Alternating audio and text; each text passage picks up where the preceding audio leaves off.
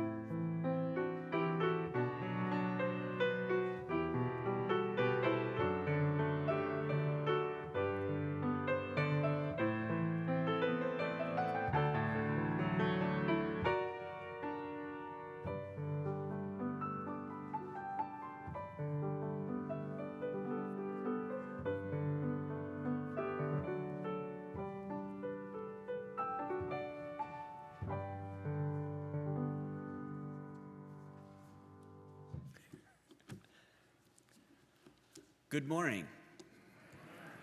Welcome to the First Unitarian Universalist Church. My name is Michael Wasilczuk. I'm a member here for 25 years.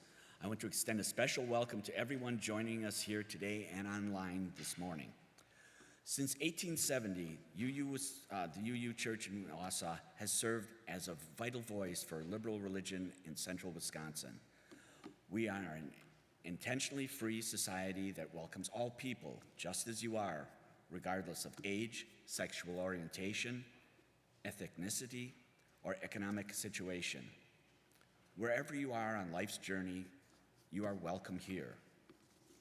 We are currently worshiping both in person and online, so be sure to subscribe to the church's newsletter and follow us on Facebook or Instagram for updates. And with that, let us gather together our hearts and minds for worship. Please join me in reciting the chalice lighting, which you will find printed in your words of service. We light this chalice for the light of truth, the warmth of love, and the fire of commitment. We light this symbol of our faith as we gather together. And now that I forgot something, let's do a couple of announcements before we get going any further. After a 2-year hiatus, today marks the return of our first Potluck Sunday. Bring your appetites and join us in the dining hall after the service for delicious food and fellowship. The April Potluck will be hosted by the UU Wausau Board of Trustees. UU Wausau is hosting a Red Cross blood drive this Thursday, April 7th, from noon till 5. Please check your yellow pages for info on how to donate and how to sign up for help.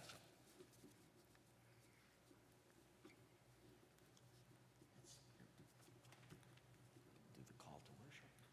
Okay.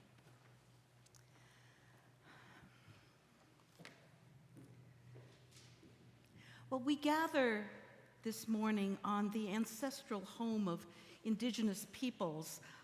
I do not live in this area, but I did a little research, and I hope I don't have this totally wrong, but I believe the lands were and are the home of the Menominee and the Potawatomi peoples, and very near the Ho-Chunk Nation of Winnebago. I know there are other peoples, Indigenous peoples, who live in the area, and this is just a small segment to remind us of our obligations to good stewardship of the land and to right relations with all of their inhabitants, past and present.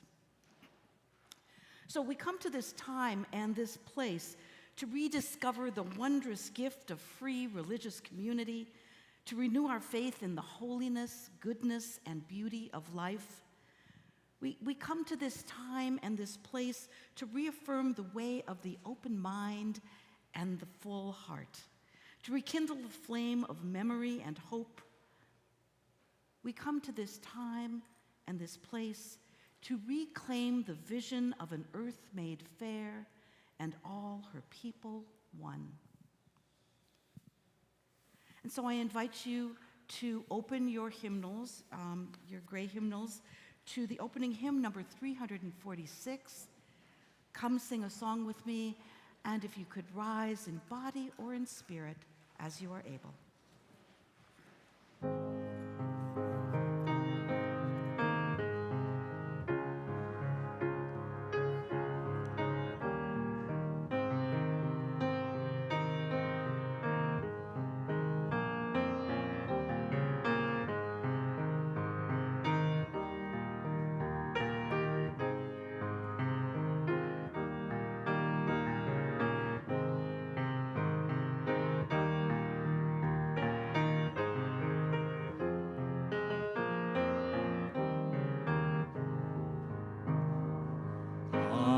Sing a song with me. Come sing a song with me.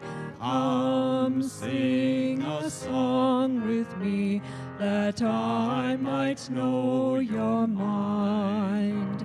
And I'll bring you hope when hope is hard to find. And I'll bring a song of love and a rose in the winter time. Come dream a dream with me.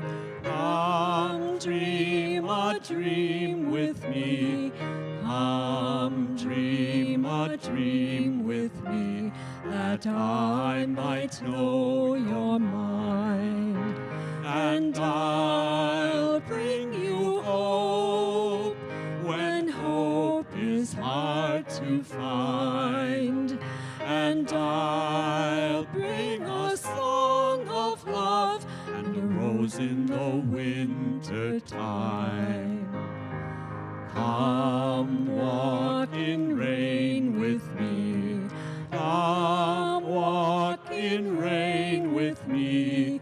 Come walk in rain with me, that I might know your mind. And I'll bring you hope when hope is hard to find. And I'll bring a song of love and a rose in the winter time. Come share a rose with me. Come share a rose with me. Come share a rose with me, that I might know your mind. And I'll bring you hope when hope is hard to find. And I'll bring a song of love and a rose in the winter time. Please remain standing for our affirmation. Love is the doctrine of this church. The quest of truth is its sacrament, and service is its prayer. To dwell together in peace, to seek knowledge in freedom, to serve human need, to the end that all souls shall grow into harmony with the divine. Thus do we covenant with each other.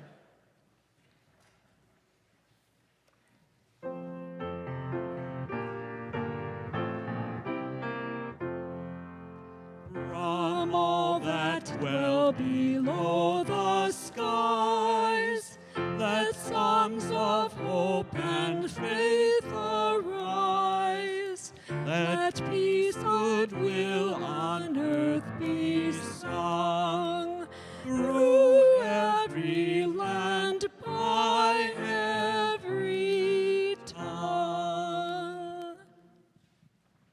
So you may be seated.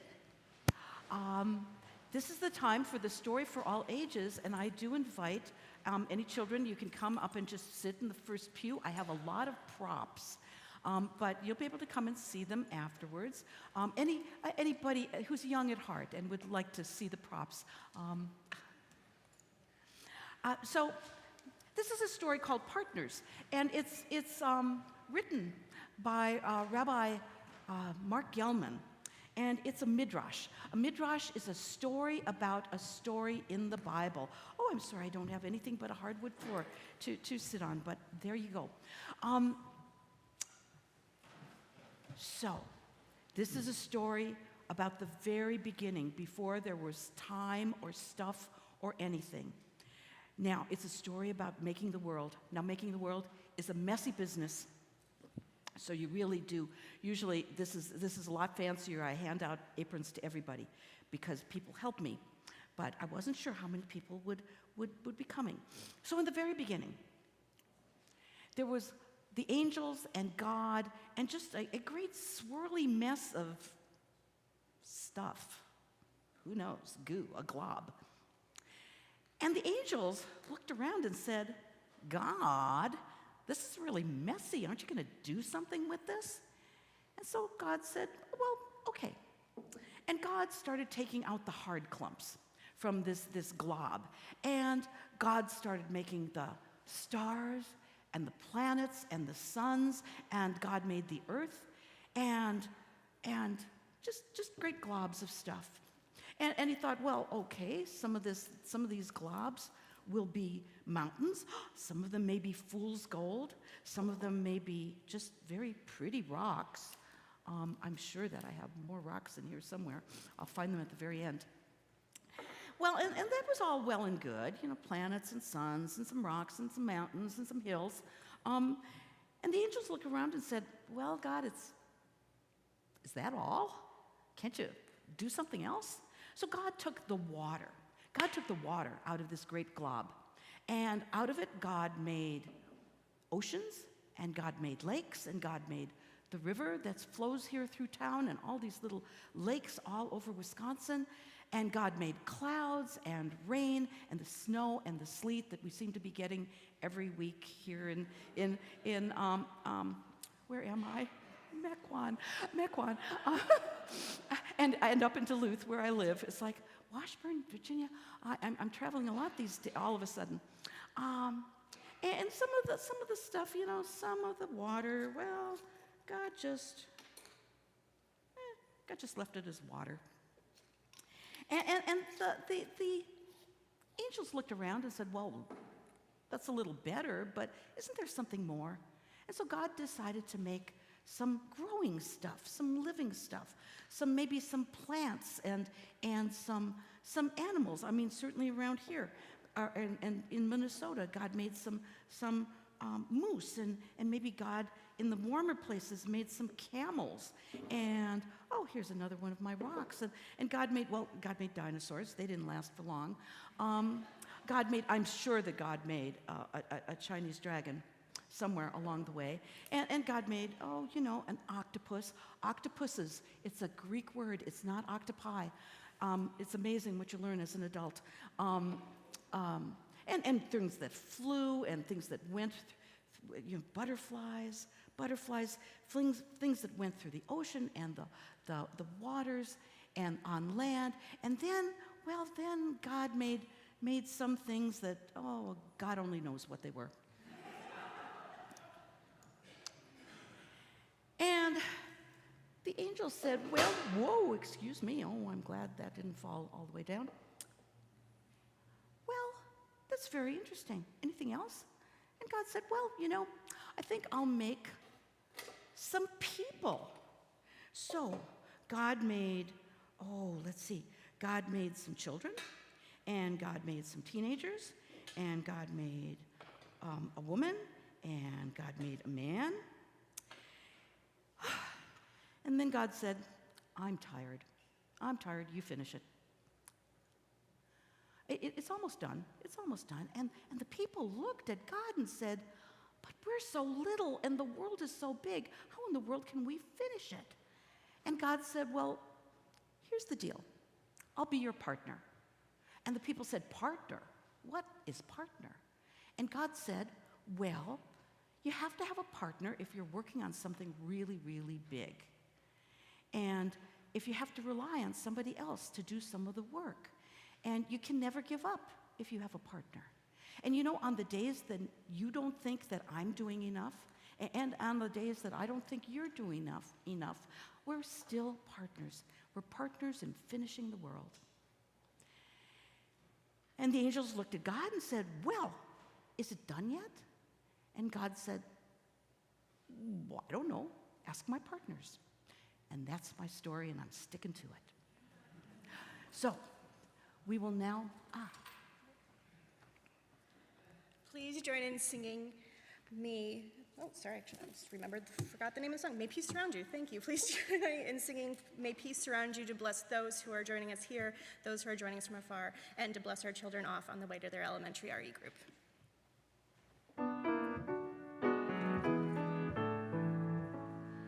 May peace surround you, may love surround you, as you go, as you go, as you go on your way. May peace surround you, may love surround you, as you go, as you go, as you go on your way.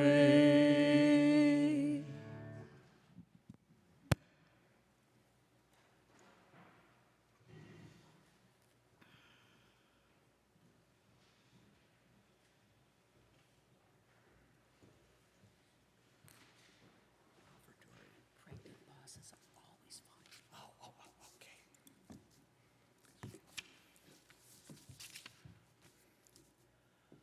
The mission and ministry of UU Wausau is made possible by generous support of its friends and members. Rather than pass a plate at this time, we've placed an offering basket at the back of the sanctuary for you to drop a gift off. You can also stop in on our website, uuwasa.org, to make a one-time or recurring gift with your credit card or debit card. And we thank you for your support.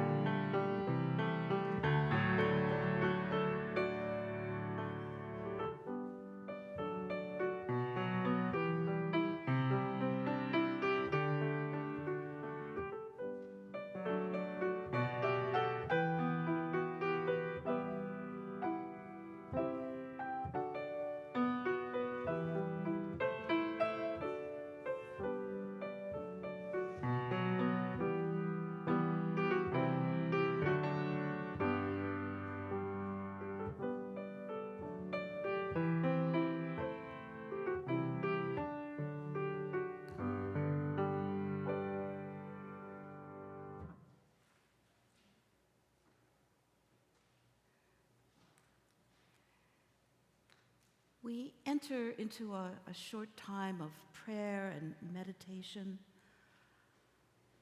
a time to think of this last week, possibly these last 2 years, our sorrows during that time, our joys during that time. We offer up to the spirit of love and justice, of peace and hope, our prayers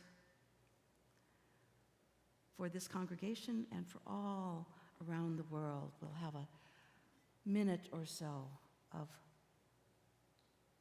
silence.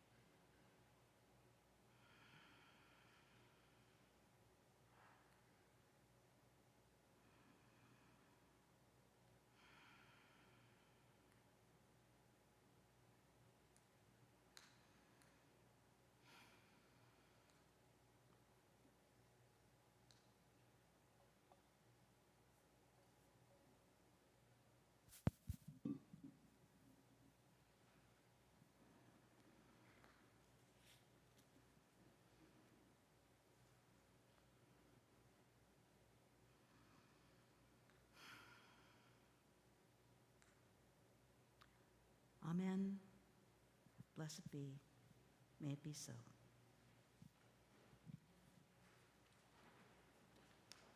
If you could please open your hymnals to page 159, and we will sing This Is My Song, Stand If You're Able.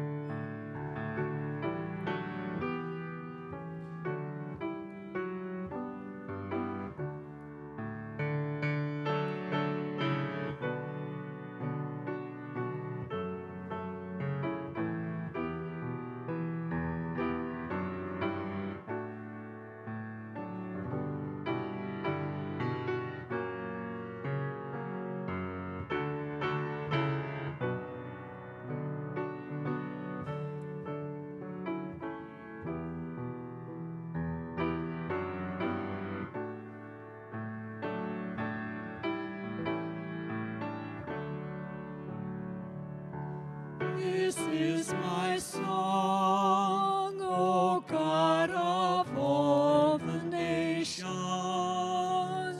a song of peace for lands of fur and mine.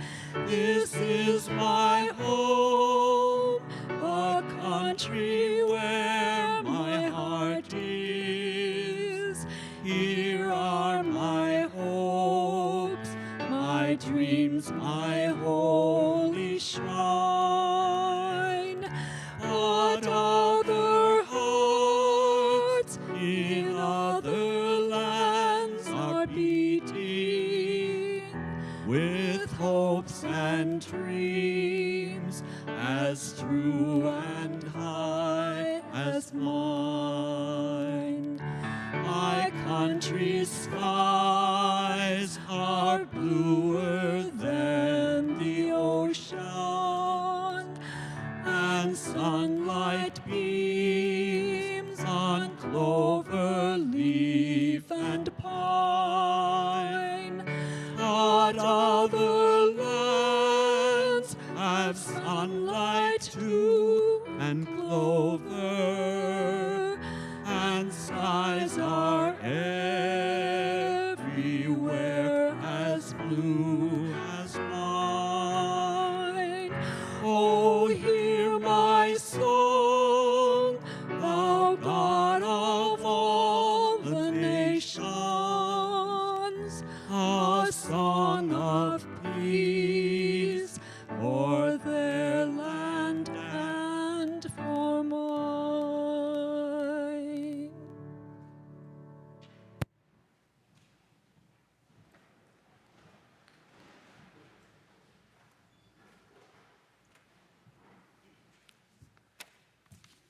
Our first reading is At the Smithville Methodist Church by Stephen Dunn. It was supposed to be arts and crafts for a week, but when she came home with a Jesus Saves button, we knew what art was up and what ancient craft.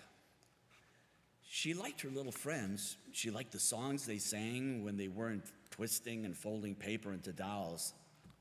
What could be so bad? Jesus had been a good man, and putting faith in good men was what we do to stay this side of cynicism, that other sadness. Okay, we said, 1 week. But when she came home singing, Jesus loves me, the Bible tells me so, it was time to talk. Could we say Jesus doesn't love you? Could I tell her the Bible is a great book certain people use to make you feel bad? We sent her back without a word. It had been so long since we believed, so long since we needed Jesus as our nemesis and friend, that we thought he was sufficiently dead, that our children would think of him like Lincoln or Thomas Jefferson. Soon it became clear to us, you can teach disbelief to a child, only wonderful stories. We hadn't a story nearly as good. Our parents' night, there were arts and crafts all spread out. like little appetizers. Then we took our seats in the church, and the children sang a song about the ark and hallelujah, and one in which they had to jump up and down for Jesus. I can't remember ever feeling so uncertain about what's comic, what's serious. Evolution is magical, but devoid of heroes. You can't say to a child, evolution loves you. The story stinks of extinction, and nothing exciting happens for centuries. I didn't have a wonderful story for my child, and she was beaming. All the way home in the car, she sang the songs, occasionally standing up for Jesus. There was nothing to do but drive, ride it out, sing along in silence.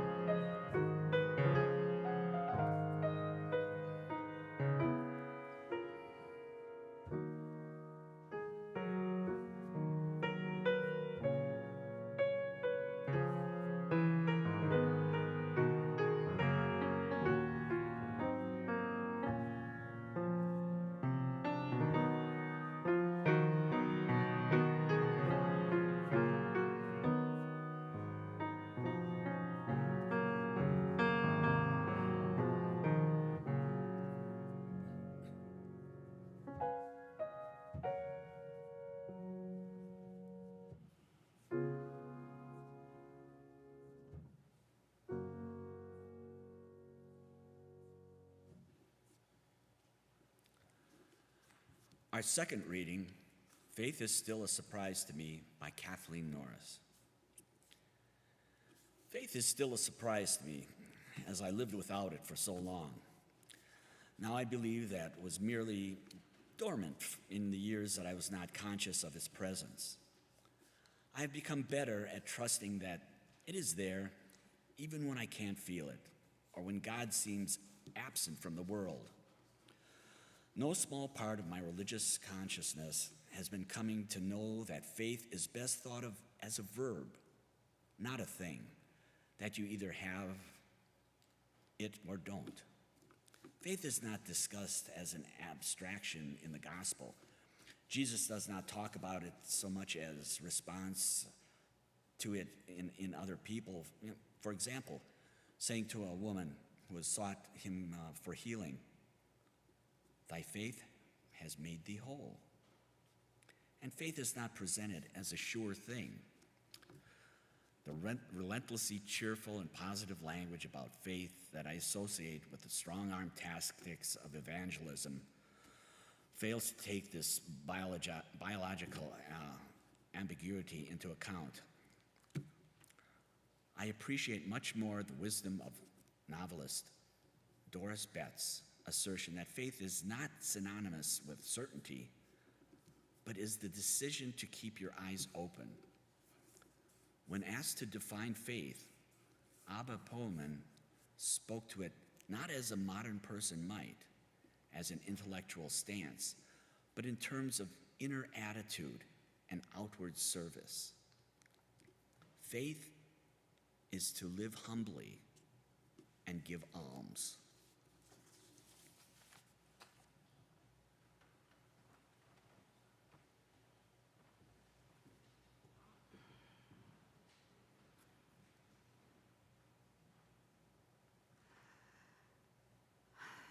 And another very short reading from Madeleine L'Engle. Why does anybody tell a story? It does indeed have something to do with faith. Faith that the universe has meaning, that our little human lives are not irrelevant, that what we choose or say or do matters cosmically.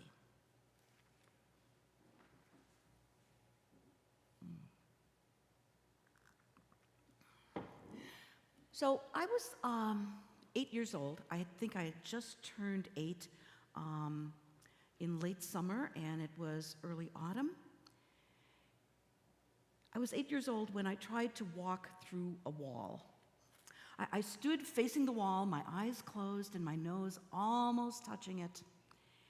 And I was thinking about all of my atoms, all of the atoms that composed my body. Now, I had seen Superman do this, and the announcer told me that we are all made out of atoms, protons and neutrons and little pieces, but mostly empty space. And all Superman had to do was think about all those atoms. And of course the wall that he was facing, that was made out of little bits of this and that, but mostly empty space. So all you had to do is think about all of those atoms and just take those atoms in between the walls, the empty space of the walls.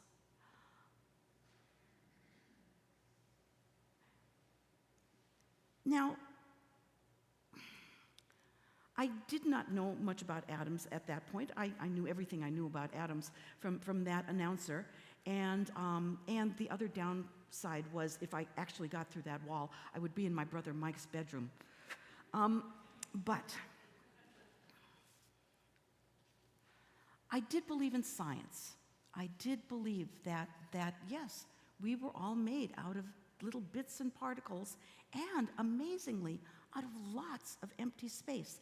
And so I stood next to that wall. I remember standing to it. I almost touched my nose to it. But then I had a little niggle of doubt.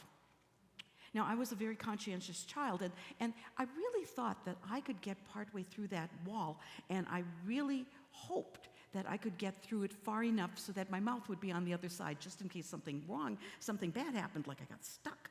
And then, of course, I was also a very quiet child, and I thought, oh my goodness, there's my mom and my dad having to cut out this piece of wall, take it to the emergency room, and all those doctors and nurses trying to figure out how they were going to get me and the wall separated.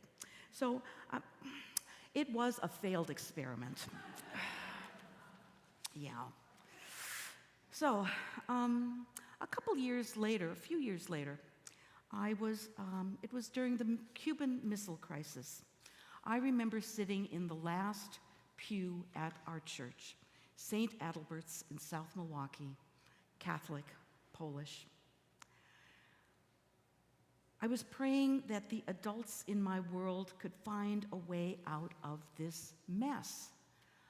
The world, I had overheard, was dangerously close to a very big war, or possibly the end of the world. I knew a little bit about war. My mother and my father met during the war. My mother hated being in the military. She enlisted because she felt it was her duty. My father talked about only select parts of the war, what the war was like for him. I knew that he had spent 2 years in a Russian prisoner of war camp. He was a Polish pilot.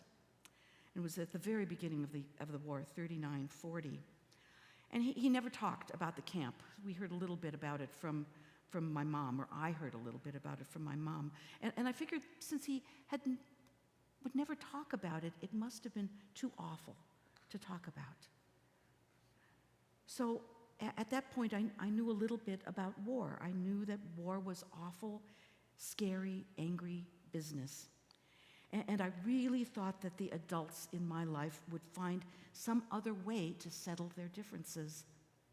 But this time, the Cuban Missile Crisis, I felt how scared the adults were. All the adults in my life. I was no longer sure that they had faith in themselves to stop this anger, to turn aside this awfulness, to be heroes.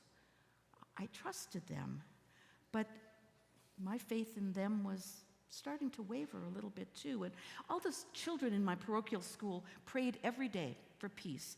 I am sure that the nuns felt that our prayers were ultimately answered by Kennedy, that good Catholic president of the time.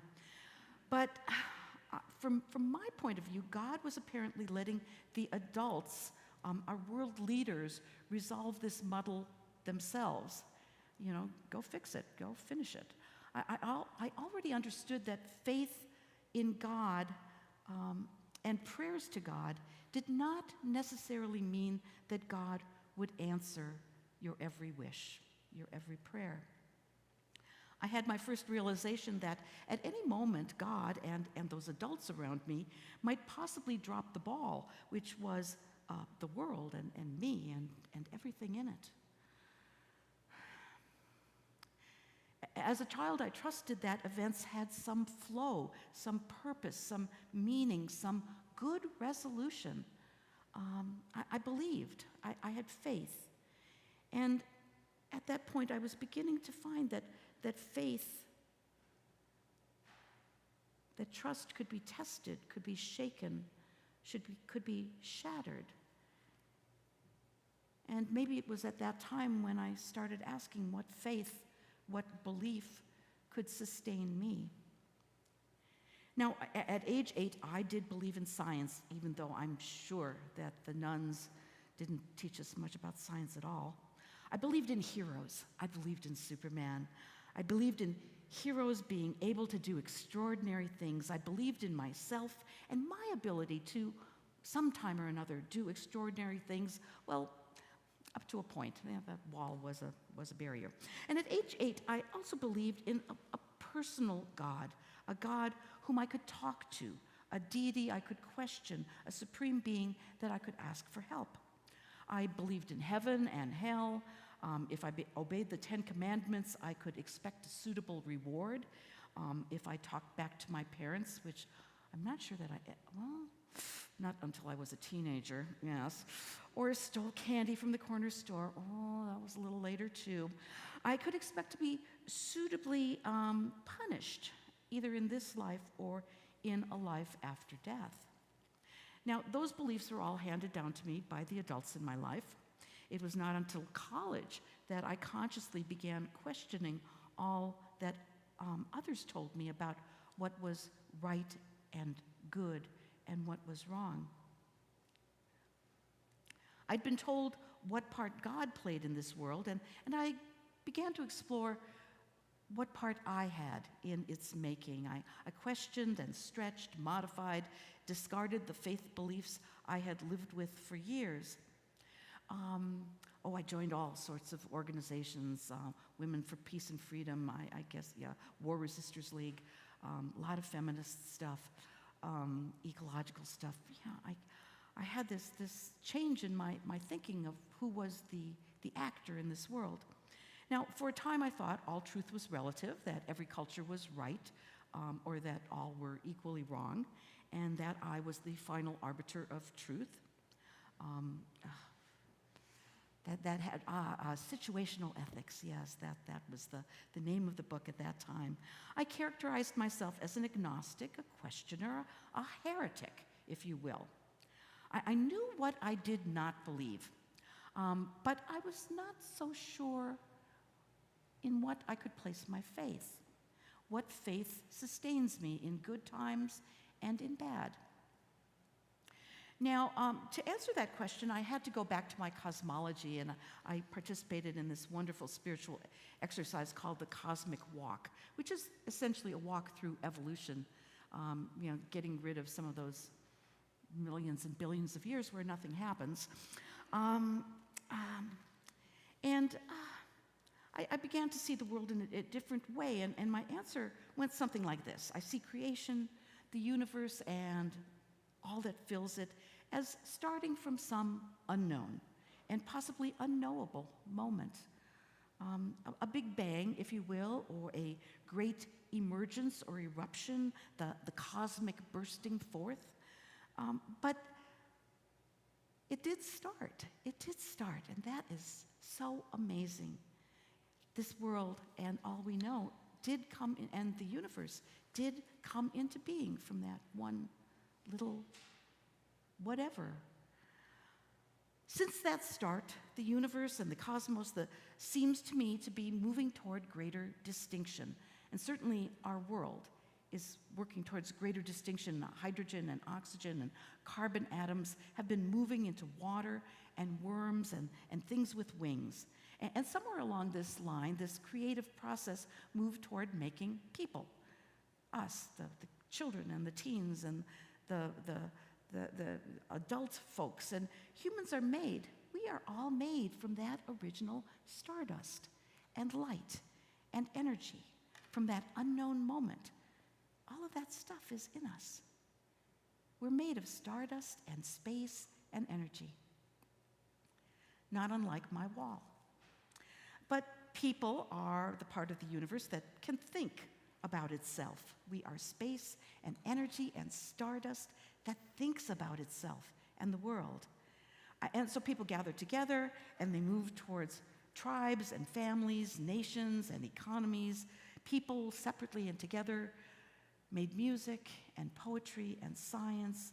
They made double-stuffed Oreos, and the heavens only know what kind of electronic gizmos that are being created as I speak. People separately and together thought about the mystery of our being here, thought about what existence meant, and we thought about what we could rely on and what we could not trust. We thought about consequences. We tried to figure out how this universe worked, how societies can work. Well, somewhere in my thinking about my creation story, I decided that the universe and this world, to be sensible and making sense to me, a sensible kind of world, must also be moving toward more love and justice. Now this is my theological, my philosophical part of me. I decided on this purpose for the universe because the stories that spoke most deeply to me, that the prophets and the poets and the musicians who captured my head and my heart, spoke of a kinder world, a world more just. I thought I saw a little more of that love and justice entering the world over the course of the centuries. Little bits and pieces, little forward steps, then maybe it all went, but a few more steps. And people like us were the primary makers of this love and justice. Well, of course, we were also the primary makers of and perpetrators of all the hatred and injustice and wars. But if the work of the world was to lean toward more love and more justice, then it was my duty to help in any way I could, no matter how small my efforts. My efforts mattered. And people, I am talking about small efforts. I am talking about not saying an unkind word when it's so much on the tip of your tongue, not honking the horn, not giving a smile instead of a frown. I mean, someday it's only just, taking the meds that the doctor has said may help you get through this patch. Not many of us are Greta you know her last name, Thunberg. And not many of us are Einsteins. Not many of us are Desmond Tutu, Martin Luther King. We can do what we can do. But what we do, it matters. It matters. So during my good times, my strong times, I would do my part and maybe a little bit more. During my bad times, my sad times, I would need to rely on others to take up the slack.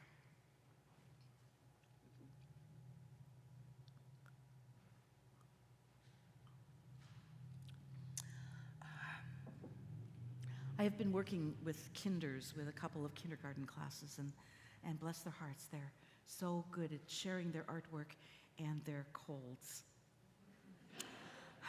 Tail end, but oh my.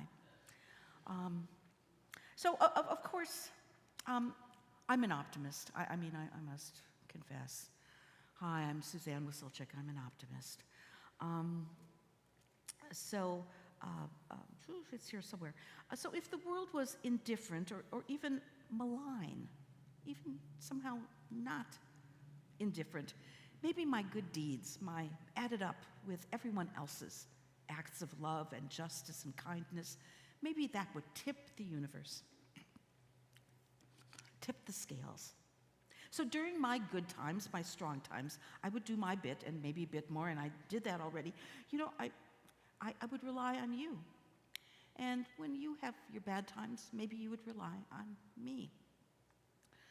I developed a faith around the universe and the part humans played in it. Maybe an over-optimistic faith, but one that could and does sustain me. And it was during that time that I found the Unitarian Universalist faith that was flexible enough for me to say, maybe I'm Wiccan, maybe I'm agnostic. Today I think I really am atheist. And maybe I'm just a little Christian leaning, or no, be it Buddhist, Taoist. But faith really is not only a set of beliefs. Faith is not simply a trust in the world's workings.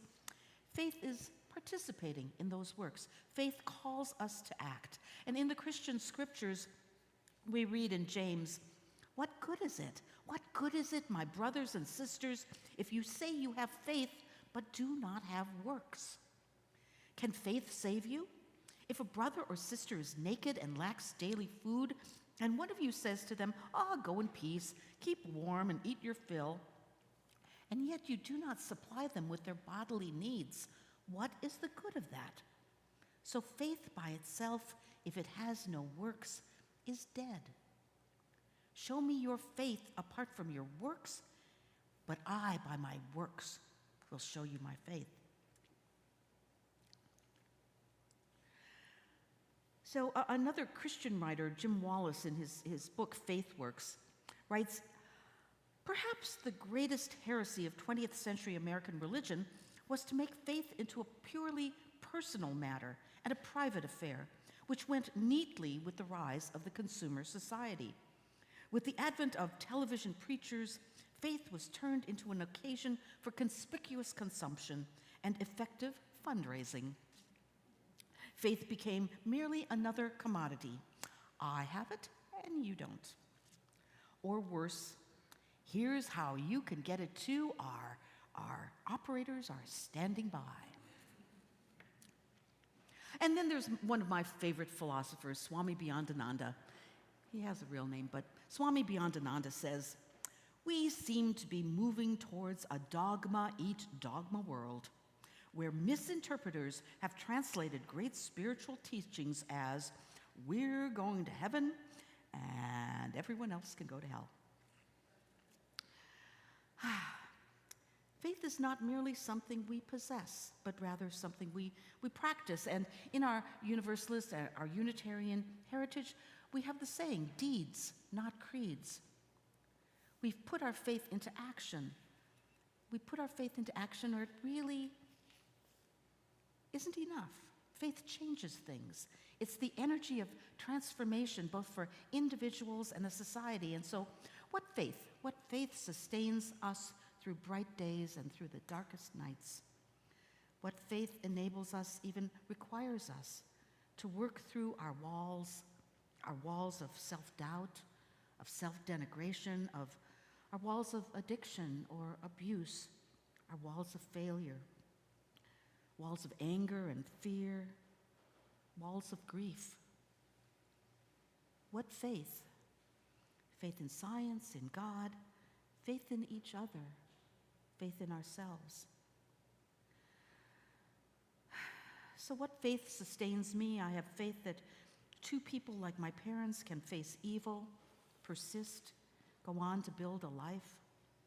I have faith that I can face my walls, that we can face our walls of obstruction. I have faith in me, and I have faith in you. I have faith in you. I have faith that we can use our hearts and our heads and our hands to find the openings, to see the stardust and the energy and the space within us and in the walls that we face. Now, faith is a slippery, gossamer, thin wisp in the face of tragedy, of meaningless deaths, of foolish wars. Faith can be severely shaken, even shattered. Yet faith can grip us, can hold us, carry us through our walls, metaphorical and real. Faith allows us to persist. Faith gives us the strength to be good partners, to be faithful partners in finishing the world. And so on those days when we think that God is not doing enough, or on those days when we think God schmod, so of course God isn't doing anything, and on those days when you think that I am not doing enough, and on those days when I think, oh, maybe you're not doing enough, we are still partners. We are still partners in finishing this world to our hopes and our dreams and our visions, and knowing that what we do matters, that how we live our life matters. So may we be convicted in our beliefs. May we move through those spaces, risk being caught in our walls, become our own heroes, finish the work of the world. May it be so. May we make it so. Blessed be, and amen. So, just a moment while I tend to bodily needs. Well, you weren't meant to hear that, but our closing hymn. And now, don't stand up yet, because I have a little introduction. This closing hymn, you haven't sung it too often, I'm told, but it's number 163, For the Earth Forever Turning. It was written by a woman, Kim Oler, for Paul Winter's Missa Gaia, which is Earth Mass. This was recorded like 40 years ago, in 1981. It was recorded at the Cathedral of St. John the Divine in New York City and in the Grand Canyon. And the words were inspired by the science fiction writer Robert Heinlein in a short story of his, The Green Hills of Earth. And in that story, the blind poet Fizzling is on the Venus shuttle. You can tell how old a science fiction story is from he's on the Venus shuttle, coming back to Earth for the first time in years and years and years. And he writes a ballad yearning for one more landing on the globe that gave us birth. And his last lyric is, may we rest our eyes on the fleecy skies and the cool green hills of Earth. So I invite you to rise in body or in spirit as you are able. Turn your hymnals to hymn number 163.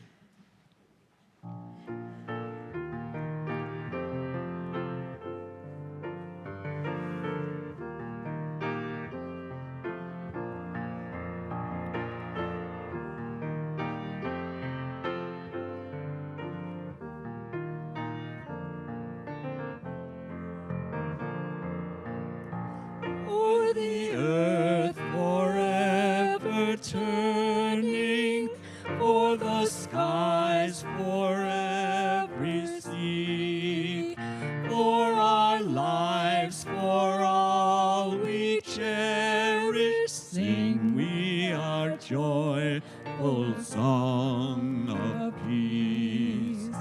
For the mountains, hills, and pastures in their silent majesty, for the stars, for all the heavens, sing we our joyful song of peace.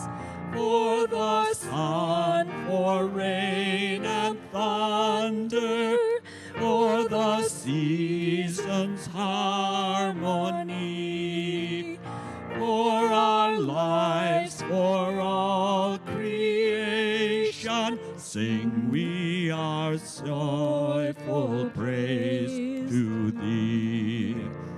For the world we raise our voices, for the home that gives us birth. In our joy we sing, returning home to our blue-green hills of earth. So may the long-time sun shine upon you, all love surround you, and the pure, pure light that's within you guide your way home. May the long-time sun shine upon you, all love surround you, and the pure, pure light that's within you guide your way home. Someday I'll have to teach you this. You too. May the long-time sun shine upon you, all love surround you, and the pure, pure light that's within you guide your way home. Guide your way home. Go in peace and blessed unrest. You may be seated for the postlude.